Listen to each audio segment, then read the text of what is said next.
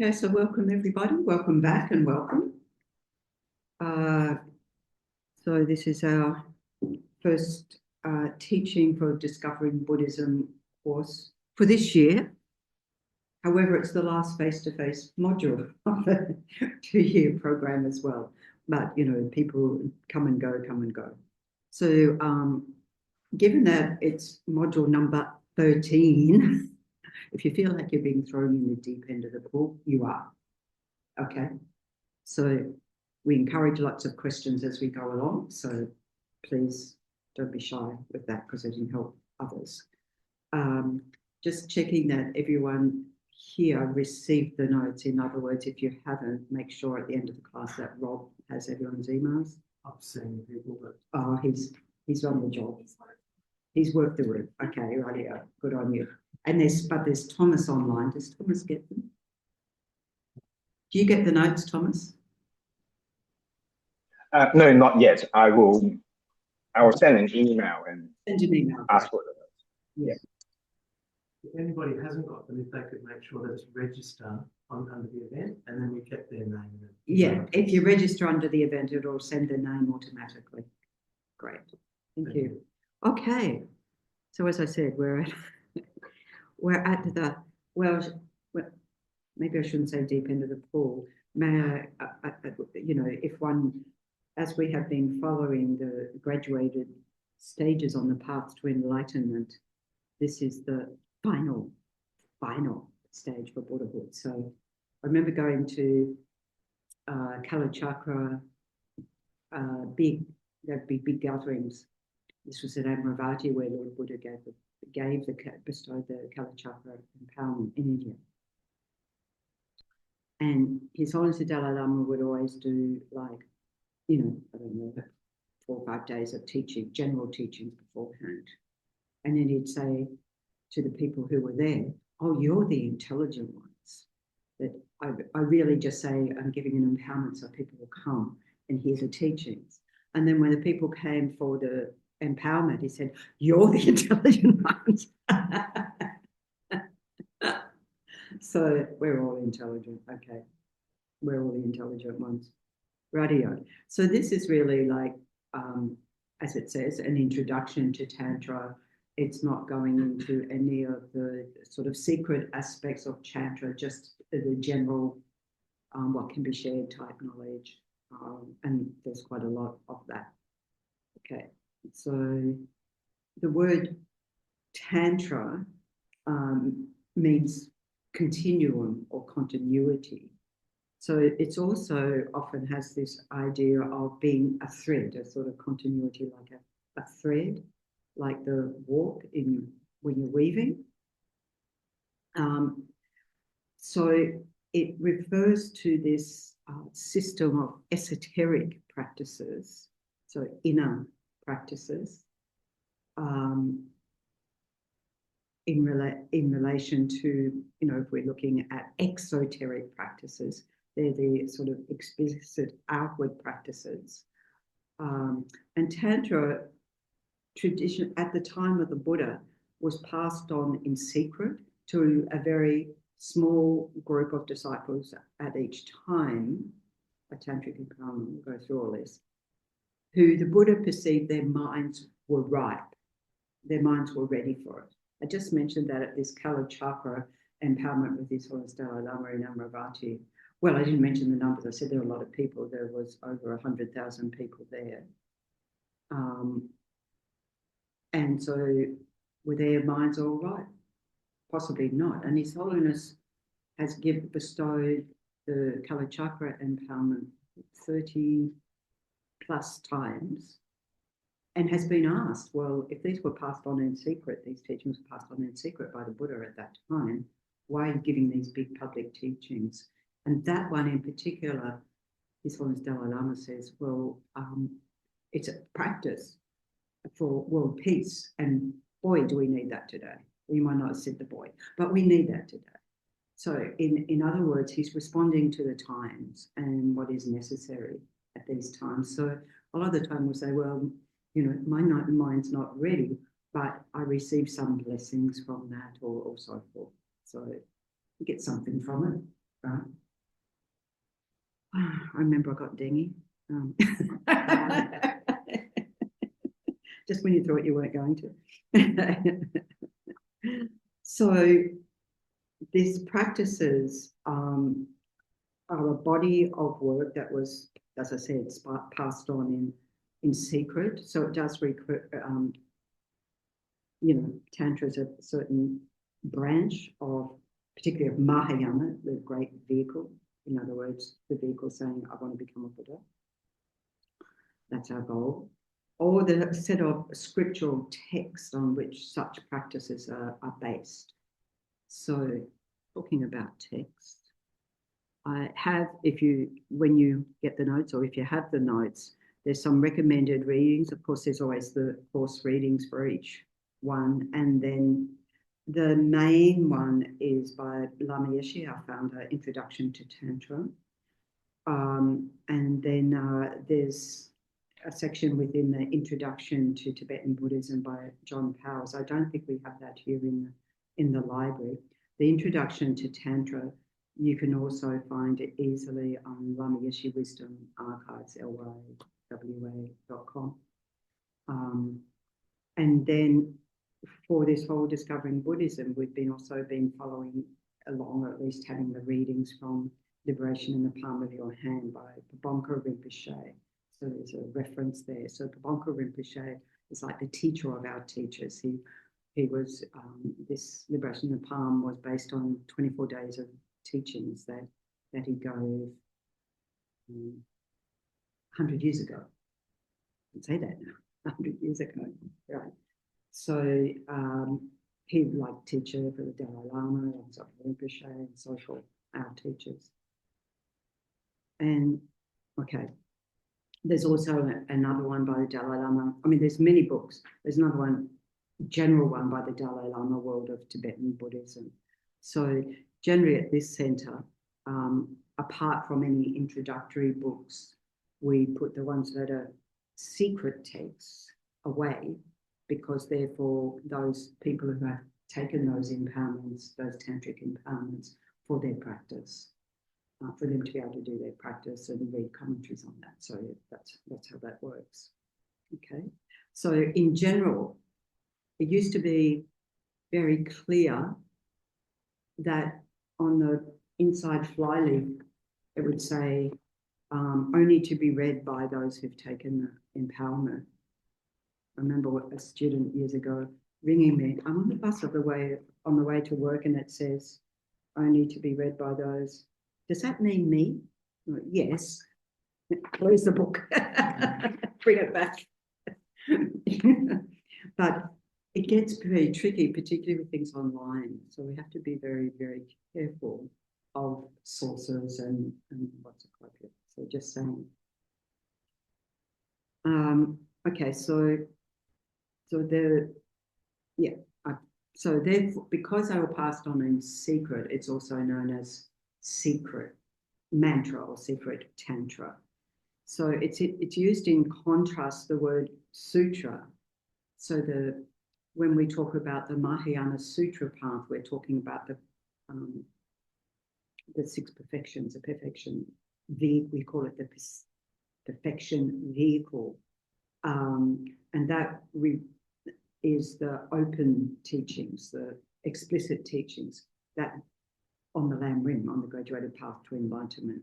So you'll find those explicit ones. For example, those of you who are familiar with Lama Tsongkhapa's great treatise on the path to enlightenment, or even the shorter ones like recite Foundation of All Good Quality. Oh no, that has some verses, but the actual detailed description, great treatise on the path to enlightenment, doesn't mention Tantra at all, right?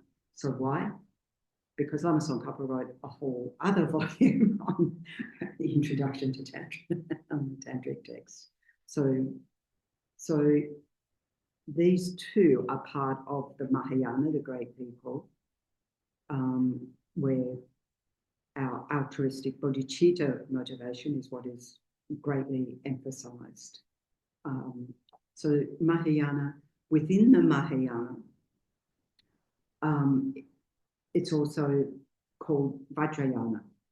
So people talk about, oh, your Tibetan Buddhism, that's Vajrayana. Right? Well, there's a whole lot that's not Vajrayana when you come to this center. But the Vajrayana refers to the tantric practice, right? So it's sometimes said like the Vajra. This Vajra is said to represent like indestructibility, like a thunderbolt. And yana means vehicle. So sometimes it's also called the diamond vehicle. Some of you may be familiar with the diamond cutter sutra. Diamond cutter is something that can cut through a diamond, which is very hard, I'm told. I am told the diamonds are very hard to cut. So when we're talking about it's a diamond, it's very well, like for example, in the Guru Puja, we have the sort of culmination verse, you know, may your holy body remain in this land, holy body of the Buddha remain in this like Guru Buddha, inseparable, immutable, like a Vajra, like sticking around, immutable, you know, sort of very powerful, very strong, very unchanging in a way, right? So all these terms are used. So you'll come across the different terms. And also I mentioned secret mantra. So it's also called mantrayana, the mantra path, because you can recite mantras, and indeed we may be given transmission of mantras to recite, like we do here, Tara or Mani Padme Hum, Chandresi. You can do that without having an empowerment, but they become it's an integral part of what we call a deity practice. They're in relation to a deity. So like here we do a Vajrasattva practice here, generally once a month. I haven't checked if we've got it when we've got it scheduled for, that anyone can do. You don't have to have the empowerment.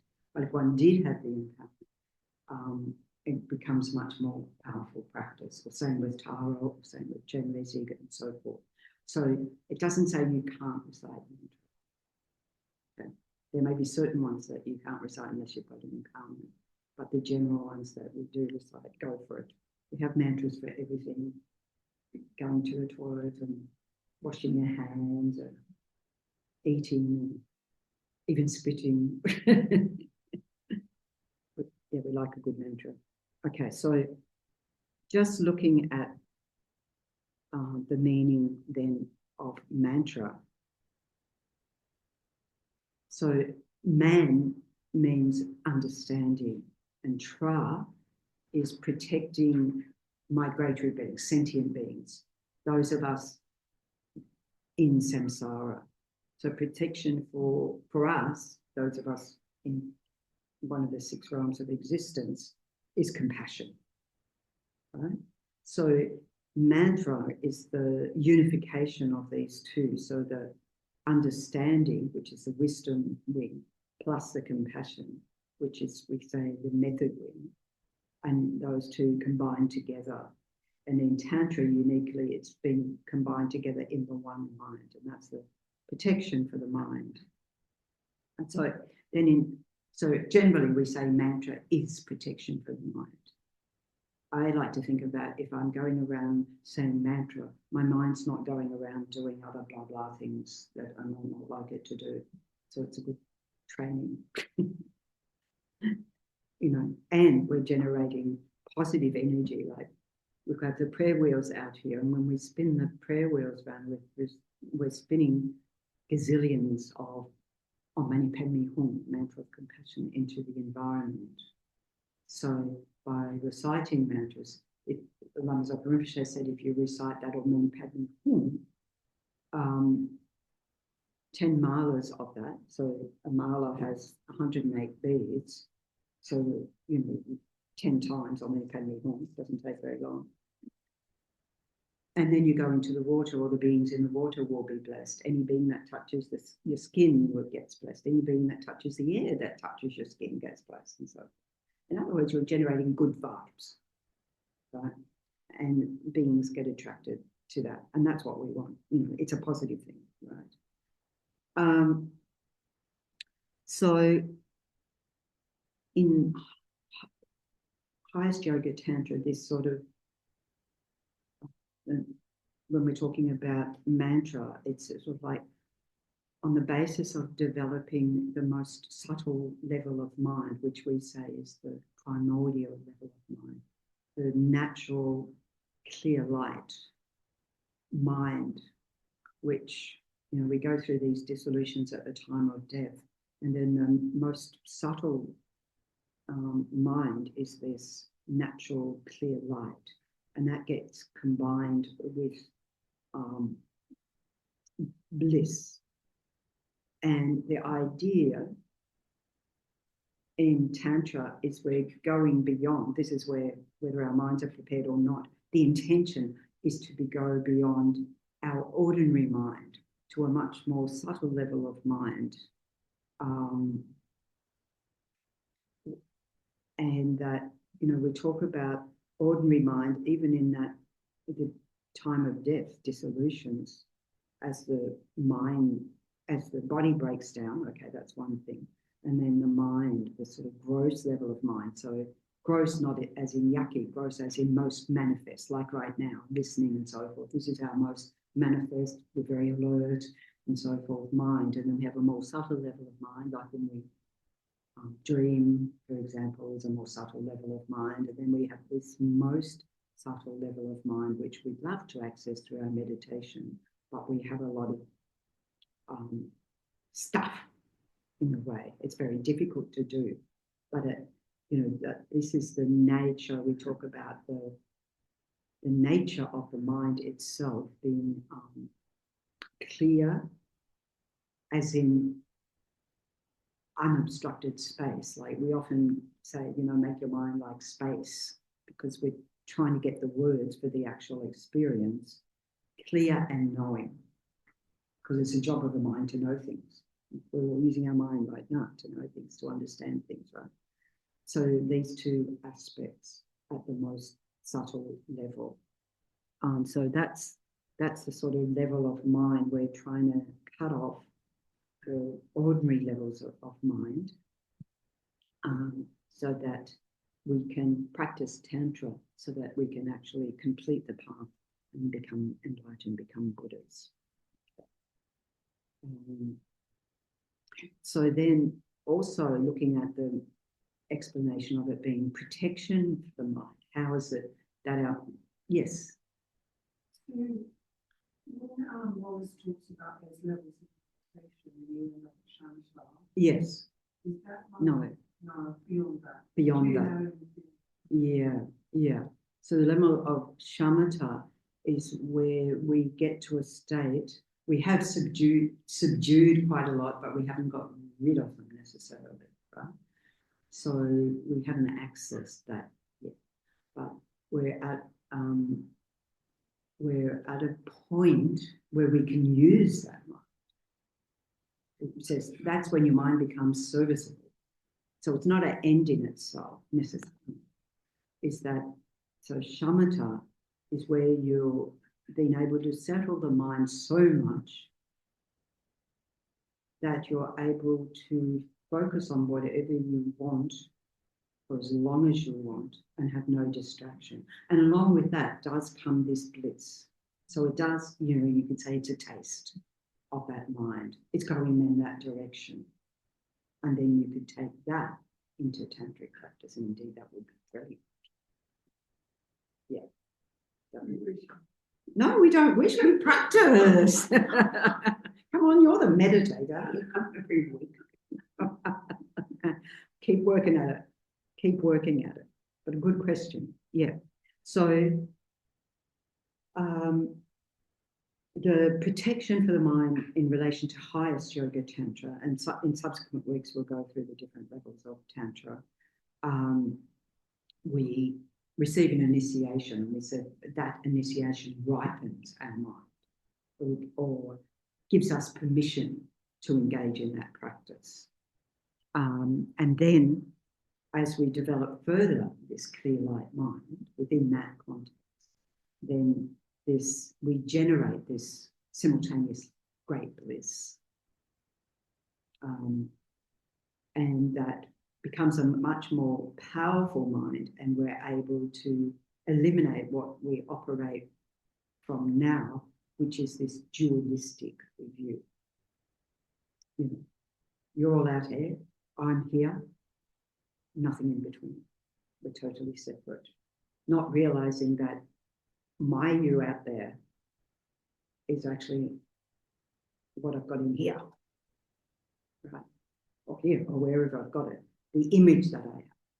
And then I think it's you out there, nothing to do with me. So you go beyond this dualistic view that separates out subject and object. Okay, that's probably enough of that. So it's not just the recitation of words, in other words. I think we've got that.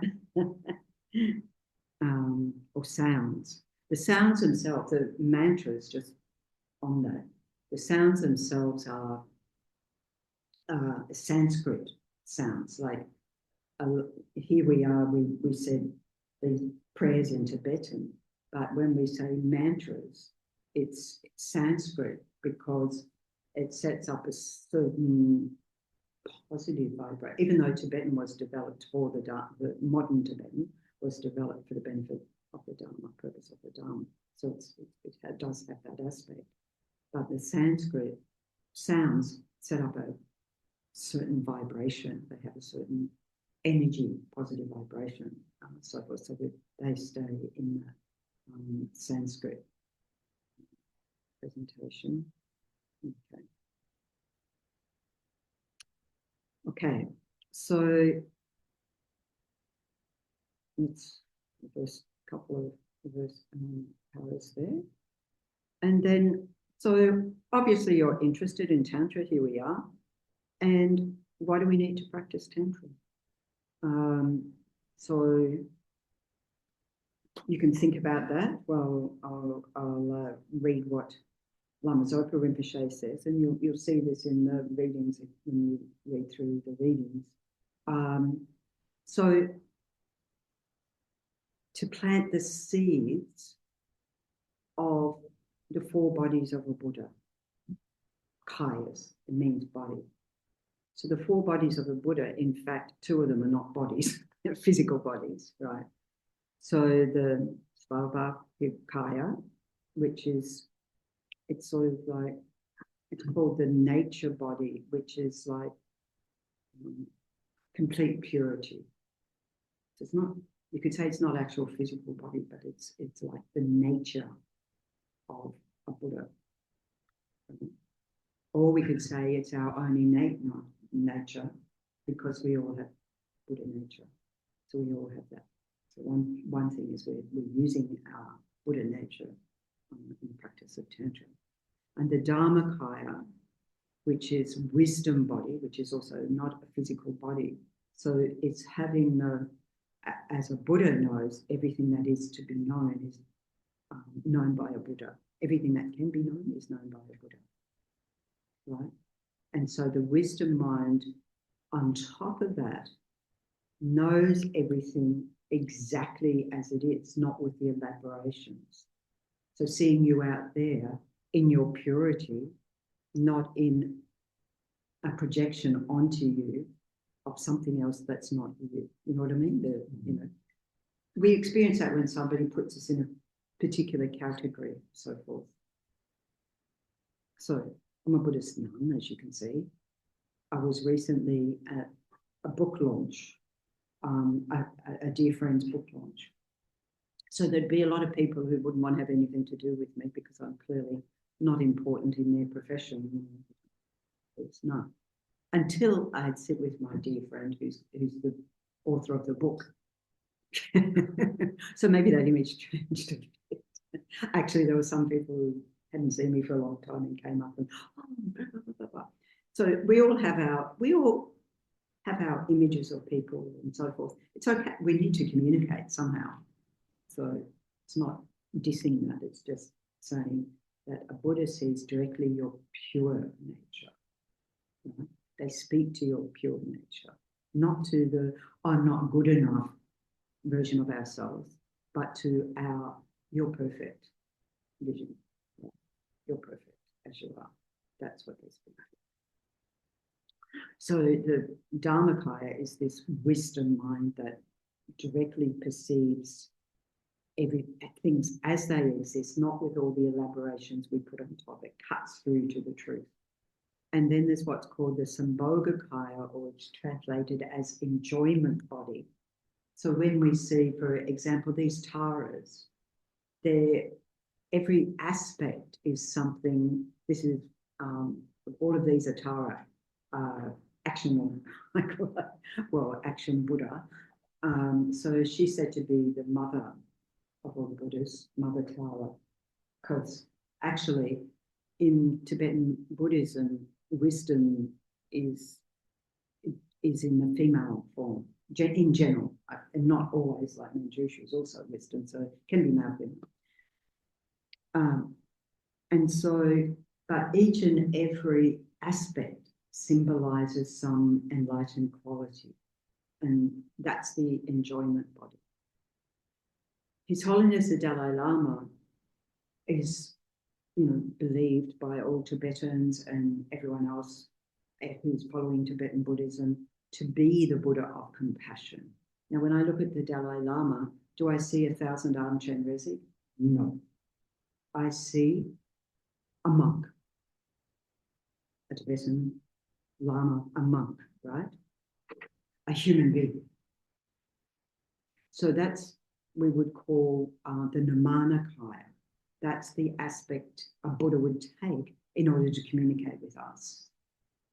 But if you have the direct, correct view, you would see 1,000-armed Chenrezig. And this is what we engage with our Tantra practice, to try and get to these, clear away the ordinary level of mind so that we can engage with that complete purity. So Kadrala, who's hopefully coming back to Australia again, it's over 10 years since she was last here, and she was here. Well, the only time she's been here. No, sorry, the only time she's been teaching. So anyway, so Kadrala's recognized as at least as a pretty advanced practitioner, very advanced practitioner. And if there was any evidence, when she first saw His Holiness, without going into a whole story, His Holiness the Dalai Lama, she was in the Cloud Gange, and she'd been trying to have an interview with him and being knocked away. And she saw His Holiness in a car, but she didn't see a monk. She saw this being with all these arms. So that would deduce she saw the Buddha Chenrezig. And it says that to be able to perceive that, you have to have a direct perceptual realization of emptiness. In other words, we call that an Arya being, highly realized being at least. So there is evidence of people perceiving that. It was the first time she saw him. That's what she saw. And of course, subsequently, eventually, His Holiness said, "Go and get me that oracle woman." And so she is an oracle, in other words, in a way that oracles are sort of beings that, I don't know, I remember Nachum Rinpoche oracle explaining that it's sort of like, it's not me, but like I'm a vessel for this entity that can give predictions and so forth. And he says, I'm just an ordinary being. And you sort of go, maybe not. I'm ordinary, you're not ordinary. But be able to be that channel Okay. So these are the four Buddha bodies. And the thing is, it's not like you develop one, then another one, then another one, then another one. They all, once we are approaching Buddhahood by completion of the tantric path, then we arise with all those four entities. Right? Well, taking, so the foundation for the physical form of a Buddha is our practice of bodhicitta, practicing the path. And the foundation for the Dharmakaya and Vairagakaya are is the wisdom mind. So we could say body and mind, our body and mind are the basis for that. And then that all gets purified and voila, we're a Buddha. Not quite so easy. So you receive the empowerment and so we're looking at why practice Tantra. And the purpose is that seeing how unbearable it is to see other beings suffering in samsara. Now, we talk about every realm of existence, but we can look today at places of unbearable suffering, like Gaza, for example. It's a pertinent example. And so it's like you see these beings like stuck in a pit of fire, or as I mentioned about Gaza, that I feel like it's the part of it is the crushing hells where you're being crushed up against, like between two mountains coming together, particularly when they were being sort of herded into that one area against this wall. And that's crushing hells. So it's a hellish type of existence, isn't it? The practitioner feels as if a spear has gone through their heart and wish to liberate all their beings, lead them to enlightenment.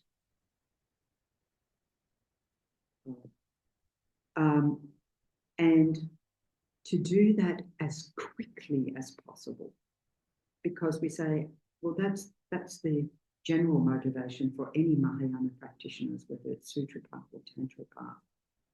But we talk about the possibility within Tantra of achieving that within one very brief lifetime of this degenerate age. It's generally said like that. So this is an imperative for being able to practice Tantra, the motivation. It's not because, it's secret business, a Buddhi, I get to do secret business. But it's working with very subtle wind energies in our body, which are, Lama Yeshe called them psychic energies. So we talk about a subtle body, not this physical body. We're going beyond the ordinary. Okay. So this quote here then from Lama Yeshe: one unique feature of Tantric Buddhism, it's its approach to the goal of enlightenment. So as we said, this is from Introduction to Tantra.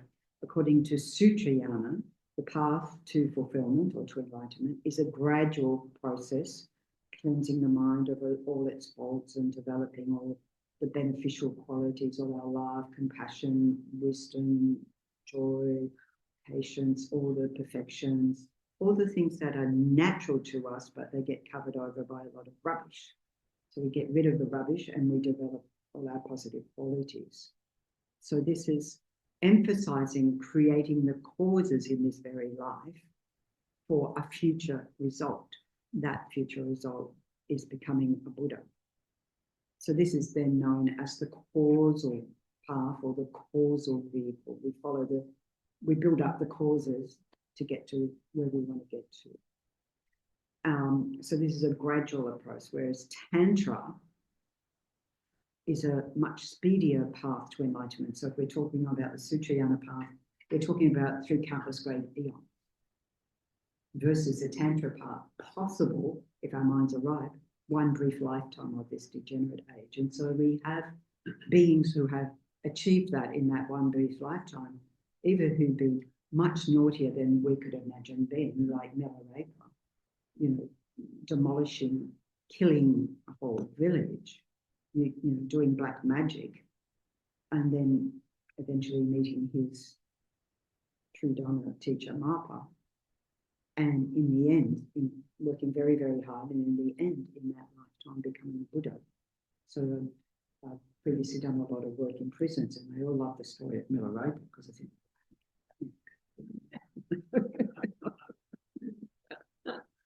there's hope for me. And the Buddha said there's hope for all of us. We've all been everything there is to be in samsara, the good, the bad, the ugly, and the neutral. And, so we've all been there, done that. But here we're wanting to say, okay, I have all the conditions in this very life to be able to attain that. So I want to make the most. So compared to that, I know in this quote, Lama Yeshe says it's like instead of walking or taking the car, taking the jet plane. Jet plane to enlighten. So of course we have to, as Lama Yeshe says, tantric practitioners don't neglect creating the same causes as the followers of Tantra, like practicing good ethics, holding vows, maintaining those vows, engaging in the cultivation of the positive states of mind and so forth. So we do all of that. But in Tantra, the difference is we take at the very beginning, not I want to create the causes to get down there, to achieve that down the road, but bringing that result into the path. So this is what we call like deity yoga, where we take an Buddha aspect, Tara or Manjushri or Chenrezig or so forth, Kalachakra, and our practice is transforming, using that to transform right now. Of course, we're faking it till we make it. We're practicing. There's quite a few stages involved in this practice. But that future result of full spiritual evolution, as Lama Yeshe says, is the starting point. So we practice to speak, to act now as if you're a fully enlightened Buddha. But be careful. We have to have a very, very stable mind to practice Tantra at all. And this is very serious because we're working with these subtle energies, and people their minds can become very disturbed because they're sort of going the wrong way. They're using those energies in the wrong way. So you can see how we not only need an empowerment, but we need that foundation of that lam-rim, graduated path to enlightenment, which we'll get to that. So it's not like you don't jump into the deep end of the pool straight away. Yes. You mentioned quite a few times empowerment. Yes. What is that? Okay, so I think we'll go on and get to that, but just in brief. So when we we'll talk subsequently about the 4 different levels of Tantra. And for each of those, there's an empowerment. Some of those, like I said, the practice of doing mantras, you don't need an empowerment for, and you might get a transmission of that mantra from a teacher, and that empowers your practice. So the idea of being empowered, it's going through. So if somebody's offering an empowerment, which generally in Australia these days would only happen when there's some visiting Lama, because we don't have anyone in the country who's doing that. So they're very highly, regarded being themselves. And so you attend a process of empowerment, or there's certain, we'll go through this subsequently, the different initiations that come along. So it's taking that initiation, which then, gives you permission to engage in that practice. And once you've received that, you can't do it without that. But once you've received that, then you can read commentaries about that practice, go to teachings about that practice and so forth. That's only given to that group of people. And like, so for example, here we have two main ones we do here for those who have those empowerments. One's Yamantaka and one's Vajrayogini, so male and female forms. Some people took for the first time the Yamantaka empowerment last year when Jado Rinpoche visited the centre. He didn't visit here, sorry. Pende Yin with Thubten Lodi. Thank you, Thubten Lodi. We got to Yamantaka, and he gave Vajrayogini as well. Did you? I think he did. I think he did. Or was it Vajrayogini commentary for those who had? It was one of those. Anyway. Because I didn't go. Anyway, he's a qualified Lama, and we always need to check up who's a qualified Lama.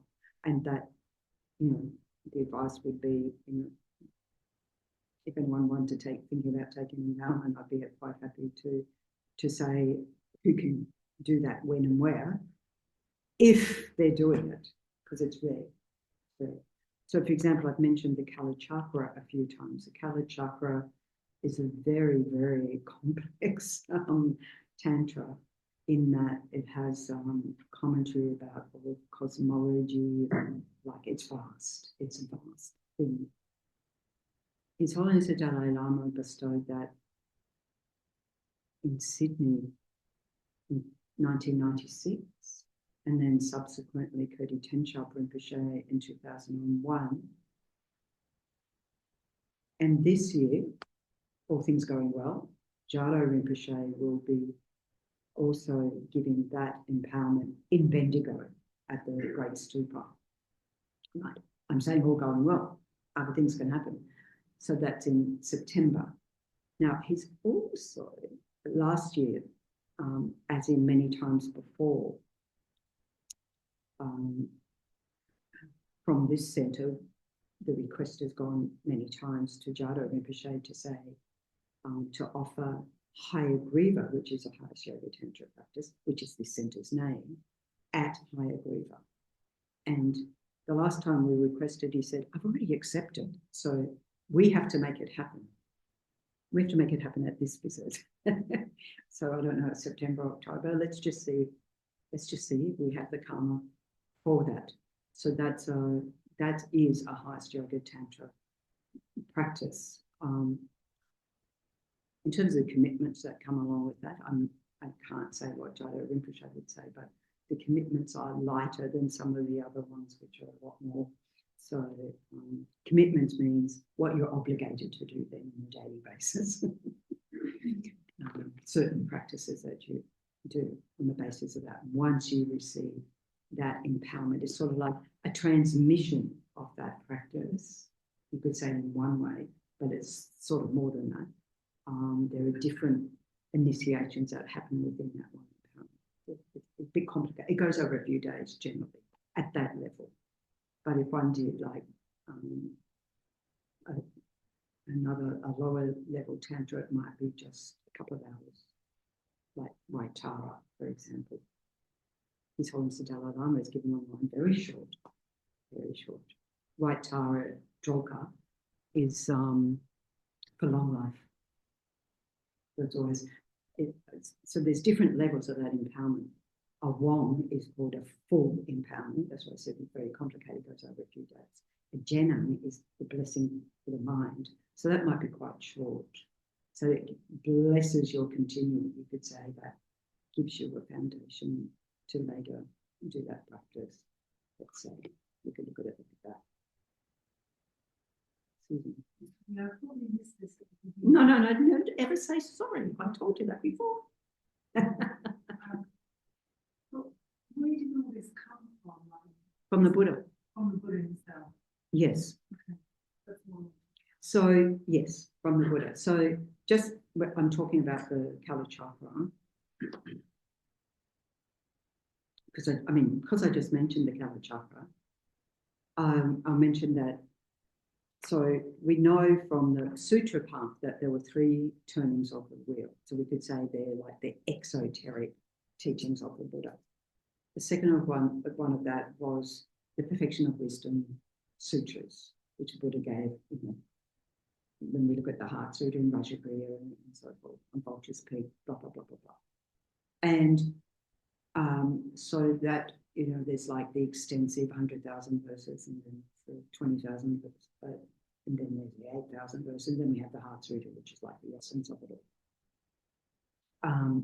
So those wisdom teachings, at the same time as the Buddha was giving those teachings at Amravati, where I mentioned, he's always giving the Kala Chakra, where at Amravati, at the same time, the Buddha was giving the Kala Chakra empowerment at Amravati. So a Buddha can emanate as many bodies as atoms of the earth. And we talk about the sutra teachings in relation to Shakyamuni Buddha. And then in Tantra, we talk about Vajradhara. So that's the tantric aspect of the Buddha, giving those, bestowing empowerments. Yeah. And when I first heard it was that the first time, I'm like, wow. But it makes sense if you can have all these bodies going on, doing gazillions of things for enlightened beings in every realm of existence. You can do, why not? So you can Tantra at the same time. If you're a Buddha. Okay. Radio, where we're up to here. So so bringing the result into the path, bringing the future result into the path.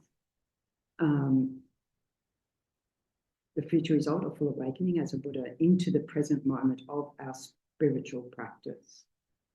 So therefore, Tantra is also called the resultant vehicle. The resultant vehicle. Okay. So let's take a step back from this, unless anyone has any more questions right at this point, before we go into any more deep end of the pool stuff. Okay. Just a comment really, it is a bit mind-blowing. It is very mind-blowing. It is meant to be totally blow us out of the water. Like, who would have really thought that one up?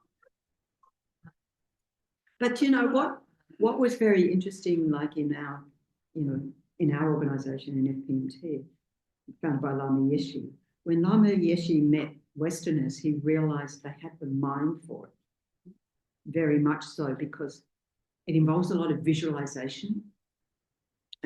In some ways, you could say it involves our creativity, our imagination, drawing on all of that, and that he just perceived that Westerners would do it.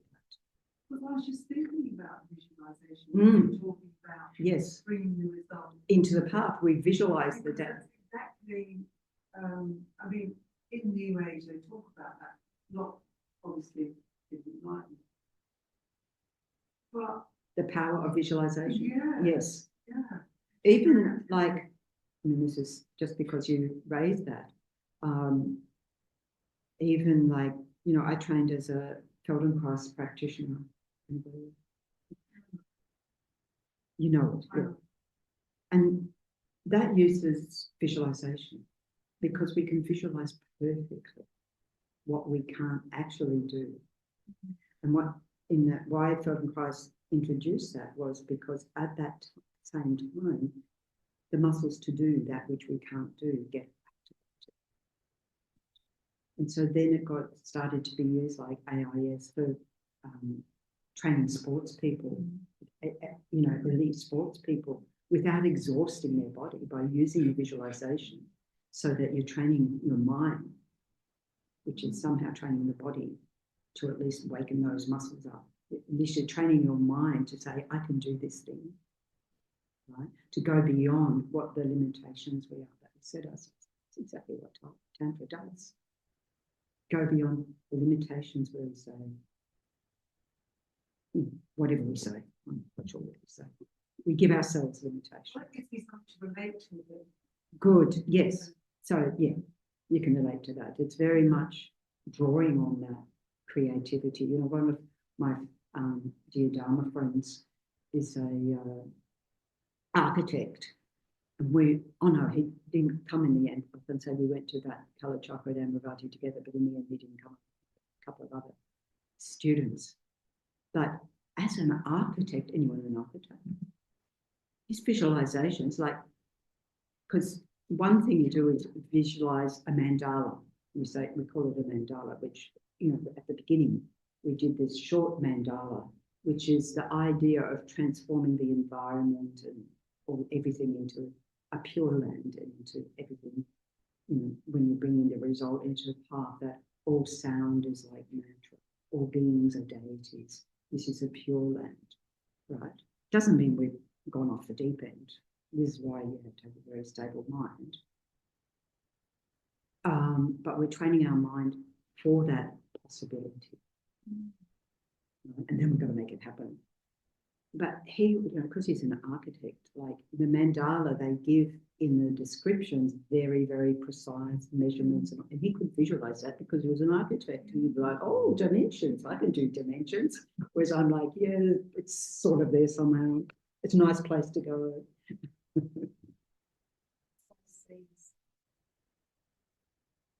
Tantric things as mandalas.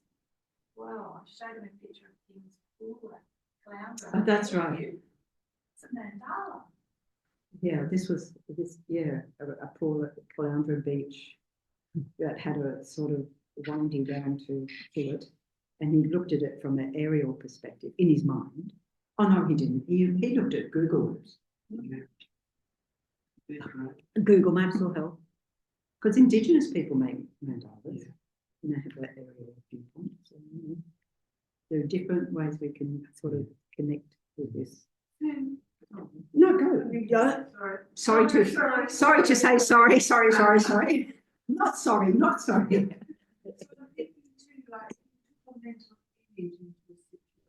Yes. Yeah. I mean, yes. Like, you know, back in the day when I was working in TAFE and training people who were returning to work and coming from a theatre background as well was very handy. It's like role playing of like, we'll play that role as if you've already got the job, you know, or, you know, you've got the qualities for it, not, oh, I'm not good enough. No, do the opposite. So it's like that. It's empowering. Like the other level of empowerment is it's like empowering ourselves. In a way, I mean, we gain that permission to practice, but it gives us, it elevates. Yeah. Another side of hand to it like the New Age idea of manifest. You know, you put it out to the universe what you're hoping to achieve. But it's within a Dharma context. Yes. So it's a pure motivation. Okay. So yeah. Yes, because why are we doing this? We're doing this to become a Buddha as quickly. It doesn't mean, while it says it's possible within one brief lifetime of this degenerate age, I mean, you just check up the intensity of middle rapist practice and you know you're probably not going to be doing that. But, you know, it doesn't mean it's not possible. The Buddha demonstrated becoming enlightened in that one lifetime to show us it's possible. Yes, yeah, to guide us, right? Okay, so let's take a step back because we're spending a few more weeks on this, thankfully.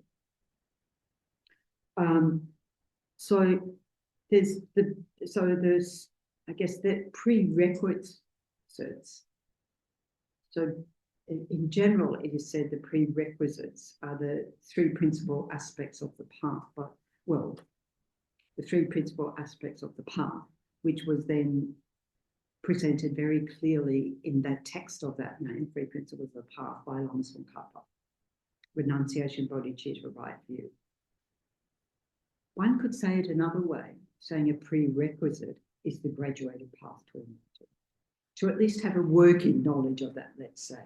Doesn't mean that. So renunciation, the mind of renunciation is a mind that says, I definitely have enough of samsara, of these suffering existences one after the other, even though we can only remember this one, and most of that we can't. But, you know, I've had enough of having these coarse level bodies and aches and pains and sickness and grief and loss and etc., parting, birth, death, everything in between. So it's the mind that's saying, I want to definitely emerge from that. But what are we really definitely emerging from? This mind of confusion, this mind of all our deluded states of mind, which is what defines a samsaric being, that we don't perceive reality as it is. So we elaborate, we perceive through our own confusions. Of course, the root ignorance we talk about is the ignorance grasping at existence, grasping at having a self, me. You know, we all say me, and I often, well, I don't know if I do actually, but when I'm demonstrating it, I point here. My me is here. I mean, if you open up my body, there's no me there, right? It's really an image I have of myself.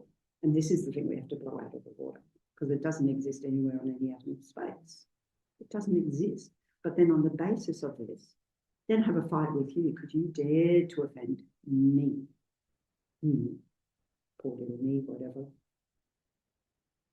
Or I fall in love because you paid me attention and said nice words to me.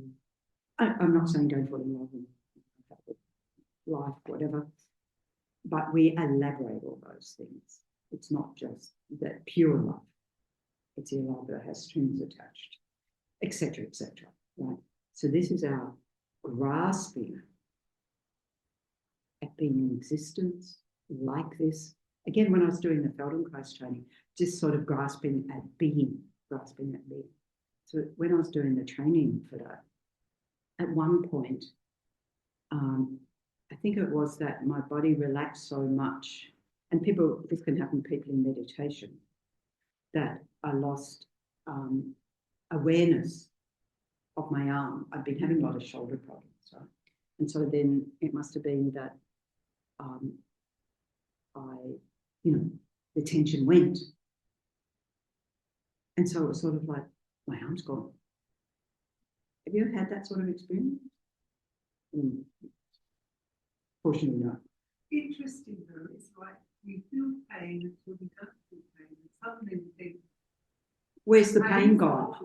It's like when you're sick, and it's not till you're better that you realise, oh, I was sick. I mean, we knew we were sick, but it's the absence of that. So that's what we're trying to get. So just yes. Oh, you are unmuted. Yeah. Yes, I did have that experience right here at Hayagrifa Buddhist Center. It was a traveling nun, and she was taking us through short meditation session. And within that 5 minutes, I had a cough that day, very itchy throat, and I was coughing every minute or so. During that time, I did not feel any itchiness, and I did not cough during that meditation, several minutes of meditation. But then, we stopped the meditation, came out of it, and I could not stop coughing because all of a sudden this itchiness caught up to me. And I was coughing like a hag and feeling really sorry. But it highlighted to me that during those several minutes, it was itchy, but my mind was not grasping it, was not aware or was not sensing that itchiness, and they would not have to cough. So that was a very insightful experience for me. That's a perfect example. That's great, because it's like with my arm. It's unwinding, if you like, tension in our body, and then other experiences arise. Right? And you probably felt very relieved because you didn't want to disturb anyone else in meditation and so forth. But if you go to gag to stop it, then it just gets worse. Relaxing. So then, so that sort of is possible. right? And that's the sort of experience we take into the path of Tantra. So anyway, this definite emergence is a definite emergence from our deluded states of mind. And that we call liberation. That we call when we have that direct perceptual realization of emptiness. Emptiness of what? Of that self I hold onto, of this permanent existing from its own side, me, who I elaborate all these stories about, and the emptiness of every other phenomena. Empty of what? Of it being truly existent from its own side. So in other words, everything is interdependent, everything is a dependent arising. When we get that, we realize everything is possible. Everything is. Once we get that. So emptiness doesn't mean nothingness. It means that it's empty of being how we think it is, which is permanent, self-sufficient, independent. You know, my 4-year-old independent self. My mother said I was fiercely independent as a 4-year-old. What I realized subsequently, because a teacher told me that, was I was stubborn. I got told to go and meditate on stubbornness. You know what? It went from a concrete block to a sort of more muddy slush. I thought, that's progress. So anyway, so a genuine renunciation is uncontrived. This is when we actually really have it. Is not for one day, not for 1 second, day or night, are we attracted to following the senses and sensory pleasures. We can enjoy them, but it's not, if I don't have chocolate, my life's over. You know, it's not like that. And so we're not seeking to have things based on worldly, we'd say worldly concerns, whether it's chocolate, whether it's people, you know, having high regard for you. And that's where the blame thing, you're free of, well, if people blame me, like Lama Zopa Rinpoche, I heard, if people criticised or blamed him, he'd just hang his head down and go, maybe I should tell Susan to keep saying sorry, because he'd just go, sorry. I just think I'd be so devastated if I saw Lama Zopa going, sorry. Like he wouldn't go, how dare you? Don't you realise I'm a High Lama? Yeah. So being free of all of that. And so that's the middle scope practice. We have small scope, which is, I mean, even within the small scope practice, we have to engage with that, because you're letting go of the worldly concerns of this life to create conditions for the best possible next life to continue on your spiritual path. And then this one of renunciation is when we achieve liberation from any samsaric existence, that we not subdued, we rid ourselves of all the deluded states of mind and we see reality directly as it is. Okay. And then bodhicitta is the entranceway to the Mahayana path of, well, that's great for me, but what about all the other beings still suffering in samsara? I've got to lead them on the path to enlightenment. And when that is uncontrived, we talk about that being the entrance to the Mahayana path, that of accumulation, that it's uncontrived. It's like never for a moment are you thinking, oh, I'll just have a break. It's too much, this bodhicitta thing. What about me? Never that happens. It's only, can I help? Can I help? Can I help? And we see that demonstrated. Again, I refer to Lama Zopa Rinpoche. To my mind, I only ever saw this oozing of bodhicitta. In fact, it was always like, can I help? Can I help? Can I help? Can I help? How can I help? Even you're fast asleep at 2 a.m. when Rinpoche is still teaching. If you're still here, I'm going to keep teaching. And the right view, so these are the 3 principles, the right correct view of reality, which we could say comes along with that manifestation, the correct view of reality. And so the correct view of reality, realizing the inseparability of emptiness and dependent arising. When the two arise in the one mind, we have the correct view. So you can see it sets a pretty high standard to actually have the realization of any of these things. But as I say, at least have a working knowledge of the path to enlightenment, because that encapsulates the whole path to enlightenment. So, for example, in this Discovering Buddhism course, we touched on all the aspects of the path to enlightenment. Have we realized those? Maybe you have. Maybe you still keep coming back for my benefit, because I haven't. Keep going, keep going, keep going. So at least, as I said, having a minimum, like we have to have the foundation of the sutra teachings. We have to have the foundation of that to then engage in tantric practice.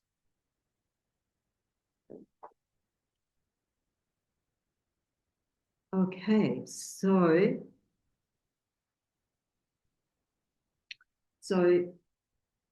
how is the resultant state of enlightenment represented here and now? What does that look like? So one way is like showing images of sacred enlightened beings. So I just was looking around at these tankas, because these are the ones we're publicly displaying. If we have ones we don't want to display, we just bring those curtains down in front. For, say, for example, when we do the Yamantaka practice here, those people who have permission to do that practice can come along and see. So we bring out that tanka and unfurl its cover to be able to visualize that. Or Vajrayogini, I mean, they're the two that we actually practice here. I don't say on a regular basis, it hasn't been quite so regular the last year, but hopefully will be a bit more regular. So some of those, so tankas, or they might be statues. And, given what's online, I'm no doubt that you've seen images, sacred images of those enlightened beings. Some are shown in sexual embrace. Now, this is where it goes beyond the ordinary, because it's not actually literally about sexual embrace. It's about those energies, combining those energies of clear light, we say, that clear light mind, and the illusory body, the body represented in the tankas and so forth. So everything's symbolic, right? I mean, you could say it much complicated. Anyway. Others, like Yamantaka, for example, are depicted in extremely wrathful forms. And the wrathful forms, again, we don't have any even slightly wrathful forms here. It's usually got a whole sort of ring of fire around it. So that fire represents exalted wisdom, right? I mean, I guess we could relate to that by saying the exalted wisdom burns away all our delusions, or destroys them all. We could look at it like that. Just like here we have Manjushu. So Manjushu is the peaceful aspect, that Yamantaka is the wrathful aspect. And so Manjushu, the sword of wisdom, that has got flames on it. My poor mind, I think of Manjushu's sword like, the Sleeping Beauty story. So I've got the prince with the cutting through all the vines of ignorance to get to the beauty. I like that. That one works for me. I haven't read the story since I was, so high, but I think that's pretty correct. Anyway, however we want to see it. So they're depicted in these different ways. So in general, it's sort of said that for those who can't be subdued by peaceful means, we need wrathful means, more ferocious looking, like wake us up, ferocious energy. It's not, it can look like anger, but it's not anger. For example, a parent yells at their kid on the road to get off the road. Why? Because they want to get their attention. They're not standing on the side of the road going, darling, I really think it would be a good idea if you got off the road right now. You know, like, you really got to get the attention. So it's loud and fearsome to get their attention, right? And our attention is got. We learn that well, right? So it's sort of like shaking us up, right? Pay attention now. And it generates a very quite powerful energy.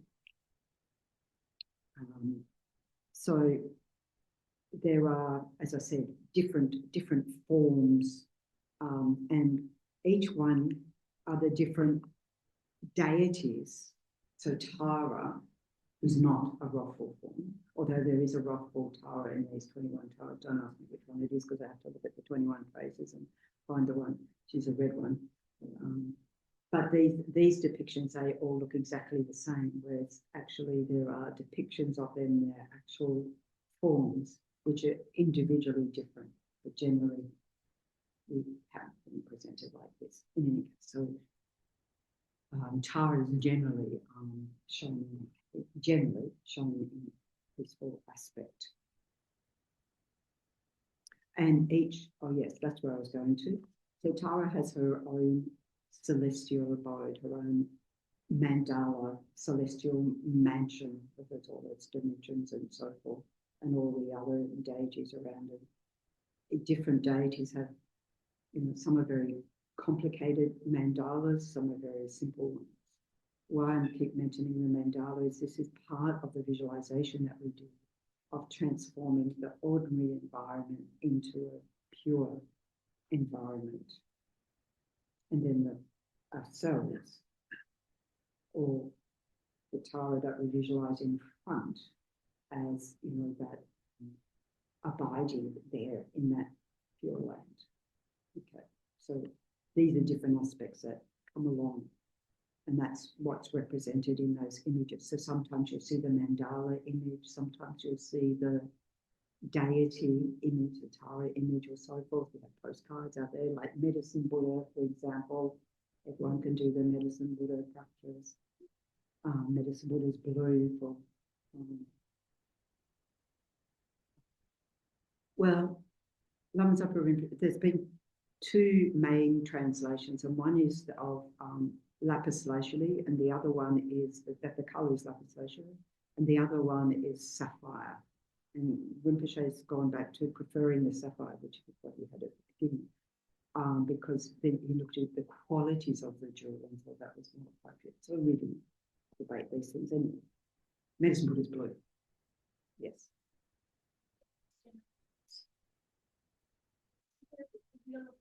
Yes. Yama, Lord of Death. Yes.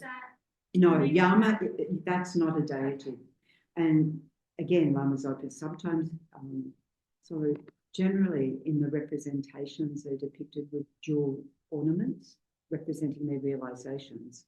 And sometimes and this is where we have to get the right image with that wheel of life. Lama Zopa Rinpoche commented that shouldn't be wearing any jeweled anything, because sometimes you see with bracelets or necklace or something, it's wrong. And Rinpoche said, no, they shouldn't have any of that, because Yama is not a deity. So Yama holding the wheel of life is not the same as No, so they're like opposite. They're opposite. No. But not related. Opposite. Yeah. Are they different? Is that a way for no? I don't think it even works like that. Yeah. So just I know. We hear the word and we go, oh, that must be that one. No. Yeah, I was just thinking. So in Yamantaka is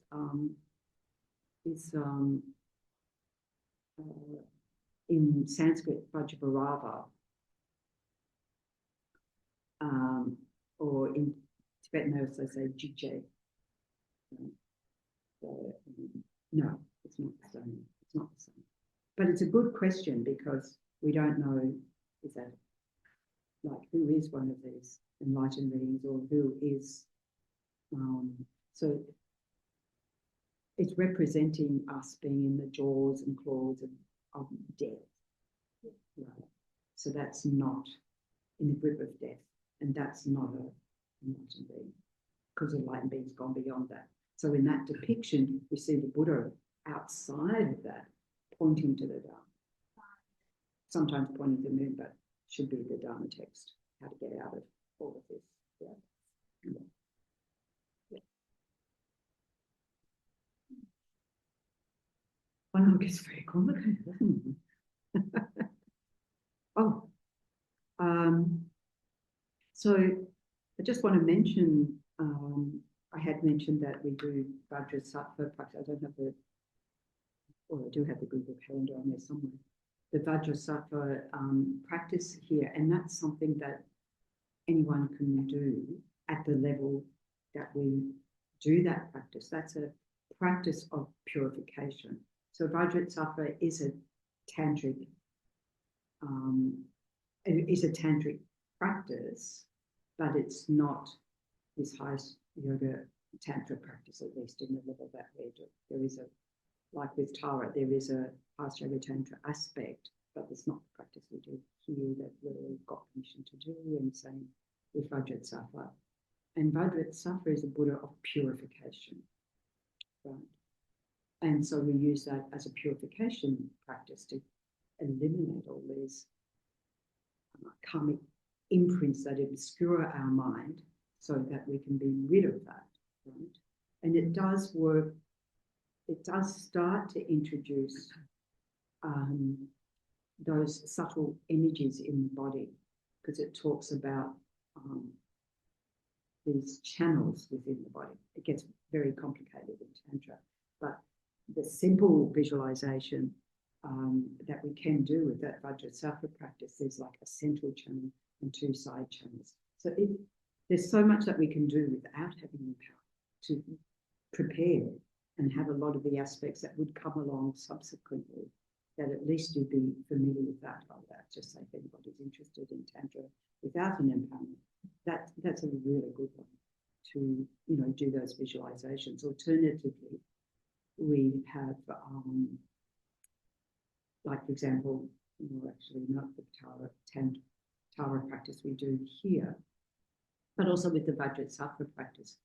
I'm pretty sure in how to meditate, Venerable Sangye Kadre, Catherine McDonald, has a visualization of when you can do the Vajrasattva, like if you were doing a lot of sessions, you can do while prostrating.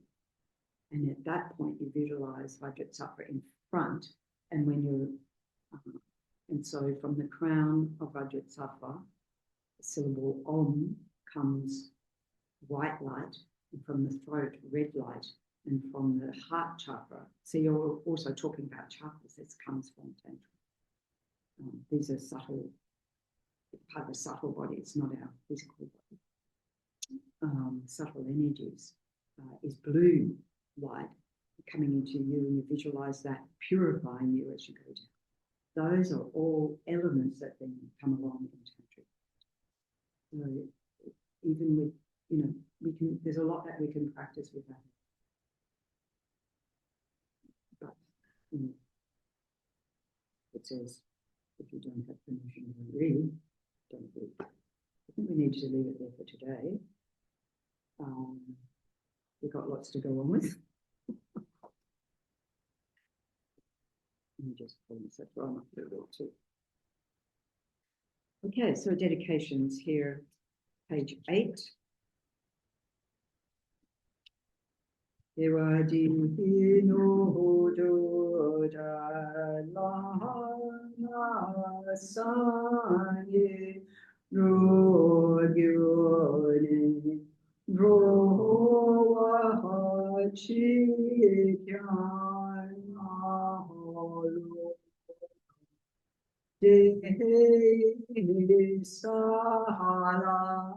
Go pa sho jan shu tsen cho green po she Ma ke pa nam ge kuchi, ye pa nyam pa me pa yam, gom ne gom du pa wa. Next page, a long life prayer for His Holiness the Dalai Lama. Incomparably kind and supreme Tenzin Gyatso, the wish-granting, wish-fulfilling jewel, source of every single benefit and happiness in this world. May you have a long life and all your holy wishes be spontaneously fulfilled. Next page, a prayer for the swift return of Lama Zopa Rinpoche. Peerless teacher and assembly of the children of the victorious one, Shravakas and Vajika Buddhas, victorious Losang father and sons, along with the lineage masters, all the objects of refuge of infinite lands, please bestow the virtue and goodness of accomplishing this prayer here and now, holding and spreading the Moody's precious and complete teachings through explanation and practice. You wore the armor of patience that is never discouraged. Incomparable Venerable Guru, to you I may request, while striving single-pointedly for the sake of the victorious one's teachings, the sole gateway through which all benefit and happiness emerge, and from other living beings, you suddenly departed to peace. What a great loss! Nevertheless, through the undeceiving truth of the blessings of the ocean of the three jewels and the great waves of bodhicitta of the children of the victorious ones, may the smile of a reincarnation swiftly beam in glory for fortunate disciples. And long life prayer for Tenzin Osul Rinpoche. Lord of Dharma, who in accordance with the various dispositions of those to be subdued, makes clear in the light of your well-spoken advice the sacred Ganden tradition, essence of Buddhist teachings. Foremost and holy Lama, to you are supreme. We make this prayer of supplication. Lama, please, please live. Thank you, everybody. Enjoy your week. If you can have a look at the readings and bring along the questions, dare I ask? Okay, thank you. Thank you. See you. Thank you.